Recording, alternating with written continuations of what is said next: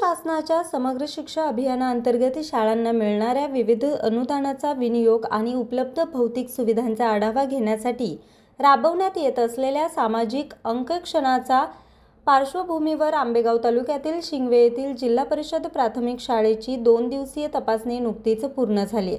शिक्षण विभागामार्फत नियुक्त पथकातील विशाखा दाभाडे वर्धा आणि अस्मिता दादमल चंद्रपूर यांनी 2 दिवस शाळेला भेट देऊन प्रत्यक्ष पाहणी केली. यावेळी शाळेला प्राप्त झालेल्या निधीचा वापर नियोजित आणि पारदर्शक पद्धतीने झालाय का या संदर्भातील कागदपत्रांची सखोल तपासणी करण्यात आली.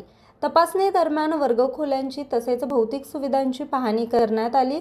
विद्यार्थ्यांच्या शैक्षणिक गुणवत्तेबरोबरच निपुण महाराष्ट्र आणि विद्यार्थी सुरक्षा यांसारख्या उपक्रमांच्या अंमलबजावणीचा आढावा घेण्यात आला. मुख्याध्यापक नवनाथ सिनलकर यांनी शाळेतील उपलब्ध सुविधांची माहिती पथकाला दिली. त्यानंतर पथकानं छायाचित्रे घेऊन संबंधित माहिती संग्रहित व अपलोड केली. अंकेक्षण पूर्ण झाल्यानंतर पथकानं शालेय व्यवस्थापन समिती सदस्यांसमोर अहवालाचं वाचन केलं.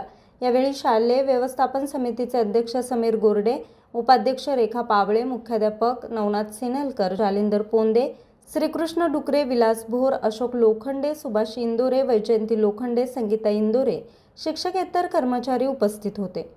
न्यूज रिपोर्टर समीर गोरडे, आज 24 तास, आंबेगाव.